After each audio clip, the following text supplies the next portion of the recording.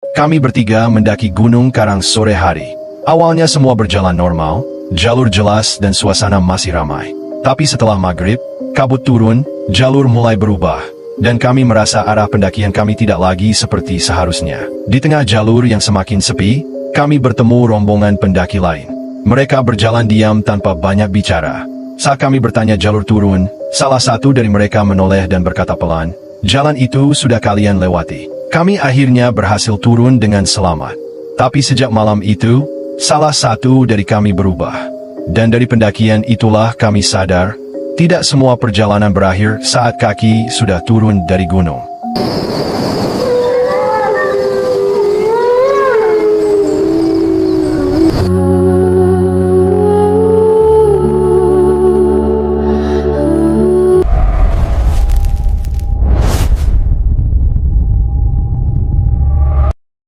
Raka, Dimas, dan Arif memulai pendakian dari jalur Gunung Karang pada sore hari. Mereka terlihat santai, membawa carrier besar dan jaket gunung standar pendaki lokal Indonesia. Beberapa warga sempat menegur agar tidak terlalu malam di atas, tapi mereka menganggapnya hal biasa. Jalur awal masih ramai, terdengar suara burung dan angin, suasananya benar-benar seperti pendakian pada umumnya. Sekitar 1 jam berjalan, suasana mulai berubah. Jalur makin sepi, dan kabut tipis turun perlahan. Raka yang berjalan paling depan merasa seperti ada orang lain di belakang mereka, padahal sejak tadi tidak ada pendaki yang menyusul. Saat Dimas menoleh, hanya terlihat jalur kosong dan kabut yang semakin tebal. Mendekati maghrib, mereka sampai di sebuah titik yang terasa asing. Jalur setapak terlihat seperti bercabang, padahal sebelumnya hanya satu. Arif membuka peta di ponselnya, sinyal hilang total. Angin tiba-tiba bertiup kencang, membuat daun-daun bergesekan seperti bisikan. Tidak ada yang bicara, tapi masing-masing mulai merasa tidak nyaman. Saat mereka memutuskan melanjutkan perjalanan, suara langkah kaki terdengar dari samping jalur. Seorang pria tua berpakaian sederhana muncul dari arah hutan, membawa tas kecil lusuh. Ia menyapa singkat dan bertanya tujuan mereka. Logatnya khas orang Banten. Setelah menunjuk arah tertentu, pria itu berjalan pergi dan menghilang begitu saja di balik kabut. Beberapa menit setelah pria itu pergi, Dimas sadar sesuatu yang aneh. Jalur yang mereka lewati terasa berbeda, lebih sempit dan menurun, padahal seharusnya naik. Jam tangan Arif menunjukkan waktu yang melompat jauh. Mereka mulai panik perlahan, bukan karena melihat makhluk aneh, tapi karena merasa tersesat di jalur yang seharusnya mereka kenal. Malam benar-benar turun. Lampu headlamp mereka menjadi satu-satunya sumber cahaya. Jalur yang mereka lewati semakin sempit dan licin. Raka mulai menyadari tanda-tanda jalur resmi, pita penanda dan bekas sepatu pendaki. Sudah tidak terlihat sejak beberapa menit lalu. Namun anehnya, masih ada bekas tapak kaki lain di tanah basah, seolah ada orang yang berjalan lebih dulu dari mereka. Dimas tiba-tiba berhenti dan berbisik, "Kalian dengar suara itu enggak?" Dari arah bawah terdengar suara orang memanggil nama mereka. Pelan, satu persatu, dengan intonasi yang sangat mirip suara teman sendiri. Arif mencoba menjawab, tapi Raka menahan lengannya. Tidak ada sinyal, tidak ada logika kenapa ada orang lain memanggil di tengah jalur sepi seperti ini. Mereka memutuskan terus naik tanpa menoleh. Beberapa menit kemudian, di depan terlihat sosok manusia berjalan membelakangi mereka. Tingginya mirip Raka, jaketnya juga hampir sama. Saat dipanggil, sosok itu tidak menjawab, hanya berjalan semakin cepat. Jarak mereka tidak pernah mendekat, seolah jalur memanjang tanpa ujung. Tiba-tiba sosok itu menghilang di tikungan. Saat mereka sampai di titik yang sama, jalur berubah menjadi area datar dengan pohon besar di tengahnya. Tidak ada jalur lanjut, tidak ada suara hutan, bahkan serangga pun seakan berhenti berbunyi. Arif mulai gemetar, bukan karena dingin, tapi karena merasa mereka bukan lagi di jalur Gunung Karang yang sama. Di bawah pohon besar itu, mereka melihat sisa-sisa aktivitas manusia. Puntung rokok basah, bungkus makanan lama, dan kain merah terikat di batang pohon. Raka sadar ini bukan tempat biasa. Ini seperti lokasi yang sering dilewati orang, tapi bukan pendaki. Saat itu juga, terdengar suara langkah mengitari mereka, pelan, tapi jelas, tanpa ada satupun orang terlihat. Mereka memutuskan istirahat sebentar di bawah pohon besar itu. Raka mencoba menyalakan GPS, tapi titik lokasi terus berpindah-pindah tanpa arah. Anehnya, baterai ponsel yang tadinya penuh turun drastis hanya dalam hitungan menit. Dimas mulai emosi dan bicara sendiri, seolah menyalahkan seseorang yang tidak ada di sana. Dari kejauhan, terlihat cahaya beberapa headlamp lain bergerak perlahan. Ada rombongan pendaki lain, sekitar 5 atau 6 orang. Pakaian mereka seperti pendaki pada umumnya, tapi terlihat terlalu bersih untuk jalur seberat ini. Saat rombongan itu mendekat, tak satu pun dari mereka menyapa, hanya berjalan diam menunduk. Arif memberanikan diri bertanya jalur turun. Salah satu dari mereka menoleh pelan, wajahnya pucat diterpa cahaya lampu. Orang itu hanya berkata singkat, "Jalan yang kalian cari, sudah kalian lewati." Setelah itu, rombongan tersebut berjalan melewati mereka dan menghilang ke arah yang berlawanan dengan logika pendakian. Setelah rombongan itu pergi, Dimas mulai bertingkah aneh. Ia bersikeras ingin mengikuti arah mereka, padahal jalur itu terlihat menurun tajam dan gelap. Suaranya berubah lebih pelan, seperti bukan dirinya. Raka dan Arif harus menahannya agar tidak berjalan sendiri masuk ke kegelapan. Tak lama kemudian, suara adzan terdengar samar dari arah yang tidak jelas. Jam tangan kembali menunjukkan waktu normal, tapi langit tetap gelap. Mereka sadar satu hal, Gunung Karang seperti memutar arah dan waktu. Raka mengajak membaca doa bersama, dan untuk pertama kalinya sejak tersesat, angin berhenti berembus. Setelah berdoa, mereka mencoba berjalan perlahan mengikuti arah kompas yang mulai stabil. Namun setelah hampir 1 jam melangkah, Raka sadar mereka kembali ke pohon besar yang sama. Tanda kain merah itu masih terikat di batang, persis seperti sebelumnya. Arif mulai putus asa, karena jalur yang mereka lalui terasa panjang dan melelahkan, tapi ujungnya selalu kembali ke titik itu. Seolah-olah gunung ini memutar mereka dalam lingkaran yang tidak kasat mata. Saat mereka duduk terdiam, Dimas tiba-tiba menghilang dari pandangan. Awalnya Raka mengira ia hanya berjalan ke balik pohon untuk buang air. Tapi setelah dipanggil berkali-kali, tidak ada jawaban. Suara hutan kembali muncul pelan, namun langkah kaki Dimas tidak terdengar sama sekali. Arif mulai panik, suaranya bergetar saat menyebut nama sahabatnya berulang-ulang. Beberapa menit kemudian, Dimas muncul dari arah yang berlawanan. Wajahnya pucat dan bajunya sedikit basah, seolah baru berjalan jauh. Saat ditanya kemana saja, ia menjawab singkat bahwa ia hanya mengikuti jalur terang dan merasa berjalan sebentar saja. Padahal menurut jam tangan Raka, Dimas menghilang hampir 30 menit. Perubahan sikap Dimas semakin terasa. Ia menjadi lebih pendiam dan sering berhenti menatap ke dalam hutan, seolah mendengar sesuatu yang tidak didengar yang lain. Sesekali ia tersenyum sendiri dan berkata bahwa jalur turun sebenarnya sudah dekat. Raka dan Arif memilih tidak membantah, tapi dalam hati mereka sadar, sahabat mereka seperti tidak sepenuhnya kembali dengan keadaan yang sama. Menjelang dini hari, samar-samar terdengar suara ayam berkokok. Harapan muncul di tengah kelelahan. Tak lama kemudian, jalur tanah berubah menjadi jalan setapak berbatu yang mereka kenali.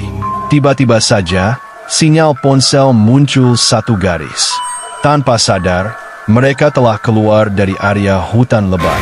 Namun sebelum benar-benar turun, Raka menoleh ke belakang dan melihat Dimas berhenti, menatap ke arah gunung dengan wajah kosong, seolah ada sesuatu yang masih memanggilnya. Saat akhirnya mereka benar-benar keluar ke jalur bawah, suasana terasa berbeda. Udara lebih hangat, suara serangga kembali normal. Mereka bertemu seorang bapak parubaya yang sedang merokok di dekat pos kecil.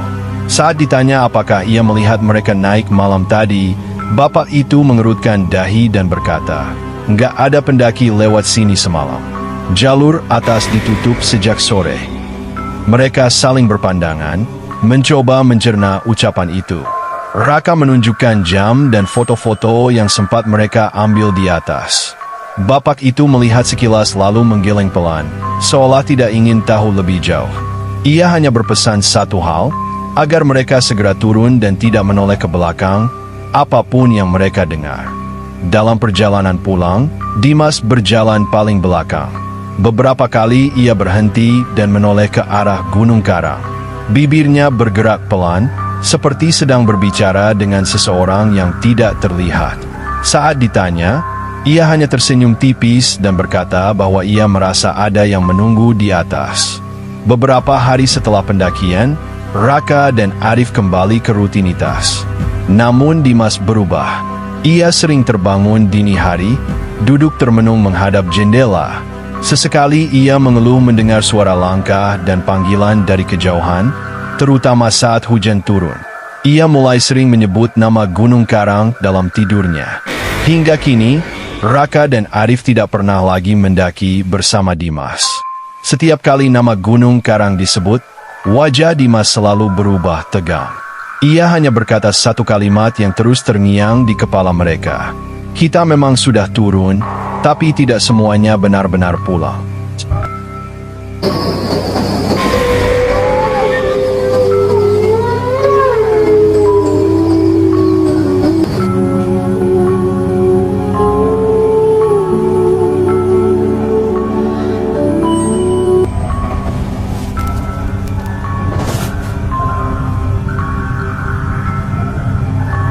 Gunung Slamet terlihat tenang dari kejauhan.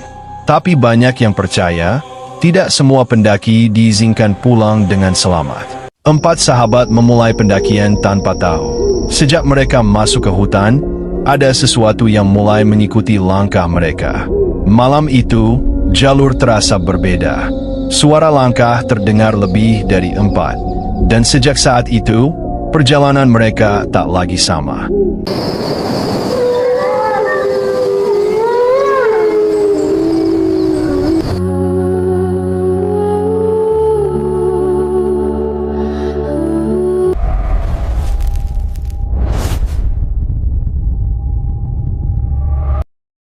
Empat sahabat, Raka, Dimas, Fajar, dan Wira, melangkah perlahan menyusuri jalan desa menuju jalur pendakian Gunung Slamet. Suasana terasa aneh sejak mereka tiba. Angin berhembus dingin meski matahari belum sepenuhnya tenggelam. Beberapa warga desa hanya memandangi mereka dari kejauhan, tanpa senyum, tanpa sapaan. Gunung Slamet berdiri kokoh di depan mata. Puncaknya tertutup kabut pekat, seolah sedang mengamati setiap langkah mereka yang semakin mendekat. Di pos perizinan, seorang penjaga tua menatap mereka satu persatu sebelum menerima buku pendakian. Tangannya gemetar saat menuliskan nama keempat sahabat itu. Dengan suara pelan dan berat, ia berpesan agar mereka tidak sombong selama di gunung, tidak berbicara sembarangan, dan tidak melanggar pantangan. Raka mengangguk sambil tersenyum kecil. Namun entah mengapa, jantungnya berdegup lebih cepat saat mendengar kalimat terakhir sang penjaga, "Kalau dipanggil, jangan dijawab." Pendakian dimulai saat senja hampir habis. Jalur tanah lembab terasa licin di bawah sepatu mereka. Hutan Gunung Slamet terasa berbeda, sunyi, terlalu sunyi. Tak ada suara burung, tak ada serangga. Hanya langkah kaki mereka dan napas yang mulai berat. Sesekali, Fajar merasa seperti ada yang berjalan di belakang, namun setiap kali menoleh, yang terlihat hanya deretan pohon tua yang diam membisu. Saat malam turun sepenuhnya, kabut mendadak semakin tebal. Cahaya headlamp menciptakan bayangan-bayangan aneh di antara pepohonan. Dimas bersumpah melihat sosok tinggi berdiri di balik pohon besar. Namun saat disenter, bayangan itu menghilang begitu saja. Suasana berubah tegang. Tidak ada yang berani bercanda lagi. Setiap langkah terasa diawasi, seolah hutan ini hidup dan tidak menyukai kehadiran mereka. Mereka memutuskan beristirahat di sebuah tanah datar kecil. Api unggun menyala, namun tak mampu mengusir dingin yang menusuk hingga tulang. Saat api mulai stabil, Wira tiba-tiba terdiam, wajahnya pucat menatap ke arah kegelapan hutan. Dengan suara bergetar, ia berkata pelan bahwa sejak tadi ia mendengar langkah kaki mengelilingi mereka. Langkah itu pelan, teratur, dan jumlahnya lebih dari 4. Api unggun yang tadinya memberi rasa aman perlahan mengecil, meninggalkan bara merah yang nyaris padam. Kabut turun semakin rendah, membuat jarak pandang hanya beberapa meter. Raka mencoba menenangkan semua, mengatakan mungkin itu hanya suara pendaki lain. Namun di dalam hatinya, ia tahu jalur ini seharusnya sepi. Tak ada jadwal pendakian lain malam itu. Dan yang paling mengganggu, suara langkah itu tidak pernah benar-benar mendekat, tapi juga tidak menjauh. Mereka memutuskan melanjutkan pendakian untuk mencari tempat yang lebih aman. Langkah kaki terdengar berat, bukan hanya karena lelah, tapi karena rasa takut yang menekan dada. Di tengah perjalanan, Fajar tanpa sadar berjalan sedikit lebih depan. Tiba-tiba ia berhenti dan berkata bahwa ia mendengar namanya dipanggil dari arah kanan jalur. Suaranya persis seperti suara ibunya di rumah. Semua terdiam, tak satu pun berani menyahut. Di sebuah persimpangan kecil yang tak ada di peta, Wira merasa yakin mereka harus belok ke arah jalur yang lebih gelap. Katanya, jalur itu terasa lebih benar. Raka mulai curiga. Sejak tadi, Wira terlihat berbeda, tatapannya kosong, gerakannya kaku. Saat Raka menolak belok, Wira menoleh perlahan dan tersenyum tipis. Senyum itu bukan senyum Wira yang mereka kenal. Akhirnya mereka tetap berjalan lurus, meninggalkan persimpangan itu. Namun perasaan tersesat mulai menghantui. Jalur terasa berputar-putar, seperti membawa mereka kembali ke tempat yang sama. Dimas menyadari sesuatu yang membuat darahnya dingin. Jumlah langkah kaki yang terdengar di tanah tidak lagi 4. Ada satu langkah tambahan, mengikuti mereka dari belakang, namun setiap kali disenter, tak ada siapapun. Mereka berhenti di area terbuka kecil. Di tengahnya berdiri sebuah pohon tua yang besar dan menyeramkan. Tiba-tiba, Wira berjalan mendekati pohon itu tanpa bicara. Raka berusaha menariknya, namun tubuh Wira terasa dingin dan berat, seperti bukan manusia. Dengan suara pelan yang bukan suaranya sendiri, Wira berbisik, "Kita sudah ditunggu sejak tadi." Saat itu, kabut di sekitar mereka bergerak, seolah sesuatu sedang mendekat. Kabut tiba-tiba berputar mengelilingi pohon tua itu, seperti pusaran hidup. Dari balik kabut, sesosok bayangan tinggi perlahan terbentuk. Tubuhnya besar, tak jelas wajahnya, namun terasa menekan dada hanya dengan kehadirannya. Raka menarik Dimas dan Fajar mundur, sementara Wira masih berdiri terpaku. Matanya kosong menatap ke arah sosok itu. Sosok itu kini terlihat lebih jelas. Tingginya melebihi manusia biasa, tubuhnya hitam pekat seolah menyerap cahaya. 2 titik merah redup tampak di wajahnya, menatap lurus ke arah mereka. Udara terasa berat, membuat napas tersengal. Fajar berdoa terbata-bata, sementara Dimas tak mampu bergerak sama sekali. Gunung Slamet terasa seperti bukan lagi sekadar gunung, melainkan wilayah yang sedang menuntut sesuatu sebagai penebus. Tanpa peringatan, Wira melangkah maju mendekati sosok hitam itu. Raka berteriak memanggil namanya, namun suara itu tenggelam di antara kabut. Wira berhenti tepat di depan sosok tersebut, lalu menoleh sebentar ke arah sahabat-sahabatnya. Tatapannya kosong, seolah ia tak lagi mengenali mereka. Perlahan, tubuh Wira terselimuti kabut dan menghilang tanpa jejak. Kabut perlahan menipis, meninggalkan kesunyian yang memekakan telinga. Sosok hitam itu sudah tak terlihat. Pohon tua kembali tampak biasa, seolah tak pernah terjadi apapun. Raka, Dimas, dan Fajar hanya berdiri terpaku, menatap tanah kosong tempat Wira terakhir berdiri. Tak ada jejak kaki, tak ada tanda perlawanan. Wira lenyap begitu saja, diambil oleh gunung. Dengan sisa keberanian, mereka memutuskan turun gunung. Tak ada lagi niat mencapai puncak. Setiap langkah diiringi rasa bersalah dan ketakutan. Hutan terasa semakin sempit, seolah menutup jalan keluar. Di sela suara langkah kaki mereka, terdengar bisikan lirih memanggil nama Wira berulang kali. Seakan gunung itu ingin memastikan mereka tak pernah melupakan apa yang telah diambilnya. Mereka yakin sedang menuruni gunung, namun semakin lama jalur terasa aneh. Tanah miring seperti berputar, pepohonan tampak condong ke arah yang salah. Kompas yang dibawa Raka berputar tak menentu. Setiap langkah seolah membawa mereka semakin jauh, bukan semakin dekat dengan kaki gunung. Gunung Slamet seakan menolak melepas mereka yang telah masuk terlalu dalam. Di balik kabut, satu bayangan muncul, lalu dua, lalu semakin banyak. Mereka berdiri diam di antara pepohonan, hanya mengamati. Tidak mendekat, tidak pergi. Fajar mulai menangis tertahan, merasa seperti hewan buruan. Raka menyadari satu hal mengerikan, semua bayangan itu menghadap ke arah mereka, seolah menunggu keputusan siapa yang akan diambil selanjutnya. Dimas tiba-tiba ambruk. Tubuhnya gemetar hebat, matanya menatap kosong ke arah hutan. Dengan suara lirih, ia berkata bahwa Wira berdiri di belakang Raka, tersenyum sambil memanggil mereka untuk kembali naik. Saat Raka menoleh cepat, tak ada siapapun di sana. Namun hawa dingin yang menyentuh tengkuknya terasa nyata. Jalur semakin menyempit, akar-akar pohon menjulur seperti sengaja menghalangi langkah. Mereka harus memanjat, merunduk, bahkan merangkak. Nafas terasa sesak, bukan hanya karena lelah, tapi karena rasa takut yang menekan dada.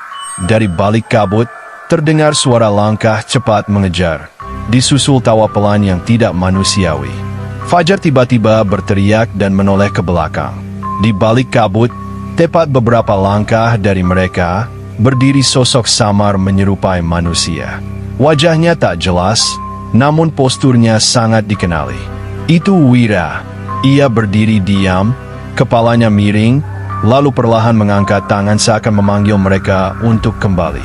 Saat itu, Raka sadar, Gunung Slamet belum selesai menuntut. Raka berteriak menyuruh Fajar dan Dimas lari tanpa menoleh. Mereka berlari sekuat tenaga, napas tersengal, kaki nyaris tak menyentuh tanah. Di belakang mereka, terdengar langkah berat disertai suara napas panjang yang bukan berasal dari manusia. Kabut menelan segalanya, membuat arah dan waktu terasa hilang. Yang ada hanya satu pikiran, keluar hidup-hidup dari gunung ini. Tanpa peringatan, Dimas terpeleset. Tubuhnya terguling ke sisi jalur, menghilang ke dalam kegelapan diiringi satu teriakan pendek yang terputus tiba-tiba. Raka dan Fajar berhenti sejenak, ingin menolong, namun dari balik kabut terdengar suara yang menirukan teriakan Dimas, memanggil mereka untuk mendekat. Raka sadar, jika mereka berhenti, mereka akan ikut diambil. Hanya tersisa Raka dan Fajar. Namun Fajar mulai berbicara sendiri, mengatakan bahwa mereka sudah dekat dengan puncak. Padahal jelas mereka sedang turun. Jalur yang mereka lewati tiba-tiba terasa familiar, terlalu familiar. Mereka kembali ke area pohon tua tempat Wira menghilang. Fajar tersenyum pelan, lalu melangkah masuk ke kabut tanpa menoleh lagi. Kini Raka benar-benar sendiri. Saat Fajar menyingsing, kabut perlahan menghilang, seakan gunung telah puas. Jalur pendakian kembali normal, seolah tak pernah terjadi apapun. Raka berjalan tertatih hingga akhirnya melihat pos perizinan di kejauhan. Tangisnya pecah. Ia selamat, tapi semua sahabatnya lenyap di Gunung Slamet. Beberapa hari kemudian, pencarian resmi tak menemukan satupun jejak ketiga sahabatnya. Gunung Slamet berdiri tenang, seolah tak peduli. Namun Raka tahu kebenarannya. Gunung itu hidup. Ia memilih siapa yang boleh kembali dan siapa yang harus tinggal. Sejak hari itu, setiap malam, Raka masih mendengar suara langkah kaki dan panggilan pelan dari kejauhan, memintanya untuk kembali naik.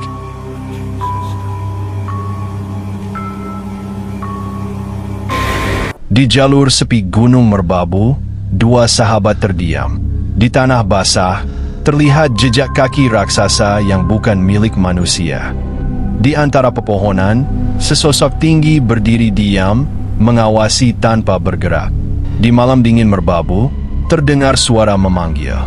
Suaranya mirip sahabat sendiri, tapi terasa salah. Sosok itu muncul. Wajahnya mirip sahabatnya, namun kakinya tak menyentuh tanah. Subuh tiba, satu orang turun gunung, satu lagi tak pernah kembali. Sahabatku diambil penunggu gunung.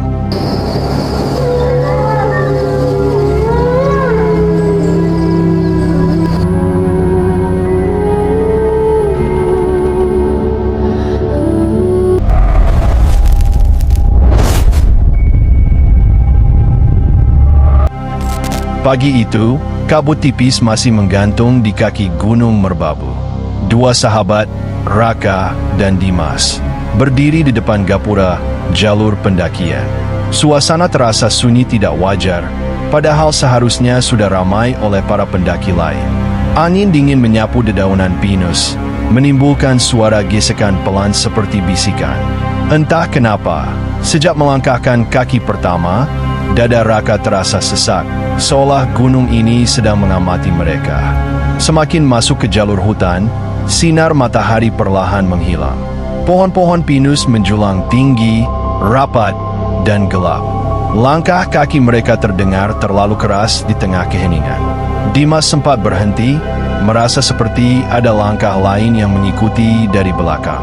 Saat menoleh, tak ada siapapun, hanya deretan pohon yang berdiri kaku, seakan menyembunyikan sesuatu. Menjelang siang, kabut turun dengan cepat. Pandangan hanya tersisa beberapa meter ke depan. Udara terasa semakin dingin dan lembab. Raka mendengar suara lirih, seperti orang memanggil namanya dari arah yang tidak jelas. Dimas mencoba menenangkan, tapi tangannya gemetar saat menggenggam tali ransel.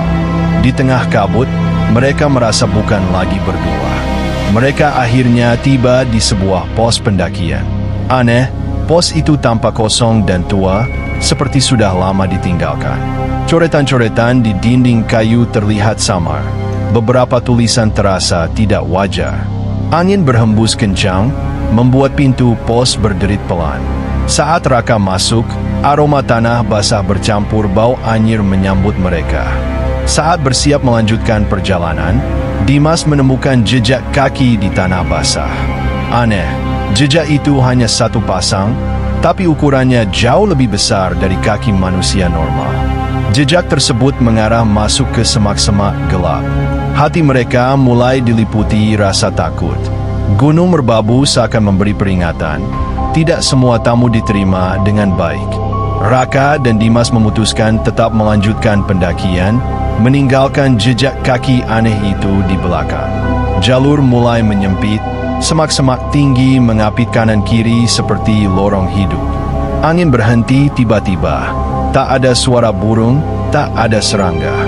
Keheningan ini terasa salah. Nafas mereka terdengar berat, seolah gunung menekan dada mereka pelan-pelan. Di tengah perjalanan, terdengar suara tawa pelan dari balik pepohonan. Bukan tawa keras, melainkan cekikikan lirih yang membuat bulu kuduk berdiri. Raka mencoba mengabaikan, namun suara itu terdengar lagi. Kali ini lebih dekat, seperti mengikuti langkah mereka. Kabut kembali turun, lebih tebal dari sebelumnya. Di sela kabut, Raka melihat sosok berdiri diam di antara pepohonan. Tinggi, kurus, dengan kepala sedikit menunduk. Saat ia menunjuk dan memanggil Dimas, sosok itu perlahan memudar, menyatu dengan kabut. Jantung mereka berdegup tak karuan. Mereka sadar, gunung ini tidak hanya dihuni manusia. Setelah berjalan lama, mereka sadar sesuatu yang janggal. Batu besar berbentuk unik yang mereka lewati sebelumnya muncul lagi di depan mereka. Jalur seolah berputar. Kompas di tangan Dimas berputar tak beraturan. Raka mulai panik.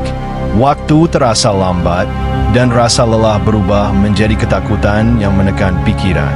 Saat matahari mulai condong ke barat, terdengar bisikan jelas di telinga Raka. Pulang, kalian bukan yang diundang. Suara itu terdengar berat dan dingin, bukan suara manusia. Dimas jatuh terduduk, keringat dingin mengalir di wajahnya. Di titik ini, mereka tahu, jika tetap memaksa naik, mungkin mereka tidak akan pernah turun lagi. Tanpa terasa, langit berubah gelap lebih cepat dari seharusnya. Kabut bercampur malam menelan jalur pendakian. Lampu senter menjadi satu-satunya penerangan, namun cahayanya terasa lemah, seolah diserap kegelapan. Angin malam merbabu menusuk tulang, membawa aroma tanah basah dan dedaunan busuk. Setiap langkah terasa seperti melangkah ke wilayah terlarang. Mereka memutuskan berhenti dan menyalakan api unggun kecil. Namun nyala api terlihat tidak wajar, warnanya pucat, hampir kebiruan. Api itu tidak menghangatkan, justru membuat udara di sekitarnya semakin dingin. Dari balik gelap, terdengar langkah kaki mengitari mereka perlahan, seolah ada yang mengamati tanpa ingin terlihat. Cahaya api menyentuh batang pohon di depan mereka. Di sana, terlihat bayangan tubuh tinggi berdiri diam. Kepalanya miring, rambutnya menjuntai menutup wajah. Saat Raka mengarahkan senter, bayangan itu bergerak cepat, menghilang ke balik pepohonan. Dimas menutup mulutnya menahan teriakan. Tubuhnya gemetar tak terkendali. Dalam kepanikan, angin kencang memadamkan api unggun. Tiba-tiba, Raka tersandung dan terjatuh ke arah berbeda. Saat ia bangkit, suara Dimas sudah tidak terdengar lagi. Hanya ada sunyi dan bisikan halus dari segala arah. Nama Dimas dipanggil berkali-kali, namun yang menjawab bukan suaranya. Dari balik kabut, terdengar suara Dimas memanggil, terdengar lemah dan putus-putus. Namun nadanya terasa aneh, terlalu datar, seperti ditirukan. Raka berdiri kaku, teringat larangan para pendaki. Jangan pernah menjawab panggilan di gunung saat malam. Jika salah langkah, bukan manusia yang akan ditemuinya. Raka mengikuti suara itu dengan langkah ragu. Jalur tanah yang ia pijak perlahan berubah. Tidak lagi seperti jalur pendakian. Tanahnya lebih lembek, penuh akar menjalar seperti urat hidup. Pohon-pohon tampak melengkung ke arah jalur, seolah menutup jalan pulang. Raka sadar, ini bukan lagi jalur yang mereka lewati sebelumnya. Di depan jalur, berdiri sosok tinggi besar dengan tubuh hitam pekat. Matanya samar, berkilat, di kejelapan. Sosok itu tidak bergerak, hanya berdiri menghadang, seperti penjaga wilayah terlarang. Udara terasa berat, napas Raka tertahan.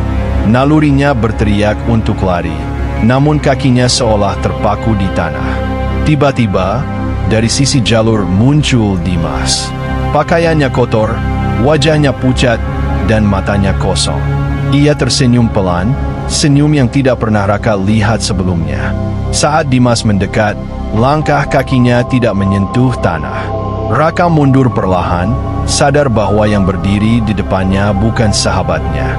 Dengan suara gemetar, Raka melafalkan doa yang ia hafal sejak kecil. Udara bergetar, kabut berputar cepat. Sosok menyerupai Dimas menjerit pelan, wajahnya berubah gelap sebelum memudar. Dari kejauhan, terdengar raungan panjang yang menggema di seluruh hutan, seolah gunung murka karena doanya. Jalur pendakian kembali terlihat normal. Namun di tanah, terlihat jejak darah mengarah ke semak gelap. Raka memanggil nama Dimas dengan suara parau, tapi tak ada jawaban. Gunung ini melepas satu orang dan menahan satu lainnya. Raka memutuskan turun gunung seorang diri. Jalur yang ia lewati terasa jauh lebih panjang dari saat naik. Lampu senter berkedip-kedip, hampir mati. Setiap langkah disertai rasa bersalah karena meninggalkan sahabatnya di gunung yang kini terasa hidup dan mengawasi. Di balik bayangan pepohonan, terlihat sosok-sosok berdiri diam. Banyak, terlalu banyak. Mereka tidak mendekat, hanya menatap. Saat Raka berhenti, mereka ikut berhenti. Saat ia berjalan, mereka mengikuti. Gunung ini seakan sedang mengantar, atau memastikan ia tidak berbalik arah. Raka merasakan tekanan berat di dadanya saat melewati sebuah titik tertentu. Udara terasa berbeda. Tiba-tiba semua bayangan itu berhenti. Nalurinya mengatakan, ini batas. Jika ia menoleh atau berhenti di sini, ia tidak akan pernah keluar dari merbabu. Menjelang subuh, Raka akhirnya melihat gapura pendakian. Tangannya gemetar saat menyentuh tanah datar. Saat ia menoleh ke belakang, gunung terlihat sunyi dan tenang. Terlalu tenang. Tidak ada tanda Dimas. Tidak ada jejak. Seolah sahabatnya tidak pernah ada. Di pos bawah, Raka melapor dengan suara parau. Petugas saling berpandangan. Salah satu dari mereka berkata pelan, "Mas, sejak tadi malam, kamu tercatat naik sendirian." Tubuh Raka lemas. Di dalam ranselnya, ia menemukan satu barang milik Dimas, basah oleh tanah dan darah kering. Beberapa hari setelah kejadian itu, tim SAR melakukan pencarian besar-besaran di jalur yang disebut Raka. Namun tidak ada tanda-tanda keberadaan Dimas. Tidak ada tas, tidak ada pakaian, bahkan jejak kaki pun seolah menghilang di telan tanah. Anehnya, jalur yang diceritakan Raka tidak ditemukan. Peta, jalur resmi, dan laporan pendaki lain tidak mencatat adanya jalur tersebut. Gunung Merbabu kembali terlihat normal, seakan tidak pernah terjadi apa-apa. Raka pulang ke rumah, tapi pikirannya tertinggal di gunung. Setiap malam ia terbangun oleh mimpi yang sama. Dimas berdiri di antara kabut, tersenyum dengan mata kosong. Suara tawa lirih masih terngiang di telinganya. Bahkan di kota yang ramai, Raka sering merasa ada yang mengikutinya dari belakang. Sejak hari itu, ia tak pernah lagi berani menjejakkan kaki ke gunung manapun. Beberapa pendaki senior Merbabu mendengar cerita Raka dan hanya terdiam. Salah satu dari mereka berkata pelan, "Kadang gunung tidak membunuh, tapi memilih." Konon, ada wilayah tertentu di Merbabu yang bukan milik manusia. Siapapun yang melanggar batasnya akan diambil untuk menjaga keseimbangan. Nama mereka perlahan dihapus dari ingatan, dari catatan, bahkan dari cerita. Suatu sore, Raka membuka kembali ranselnya yang belum pernah ia sentuh sejak kejadian itu. Dari dalam, jatuh selembar foto lama, foto mereka berdua saat berangkat mendaki. Namun kini, di foto itu, Raka berdiri sendirian. Sosok Dimas tidak ada. Yang tertinggal hanya kabut tebal di sampingnya. Tangan Raka gemetar. Gunung itu tidak hanya mengambil tubuh, tapi juga keberadaan.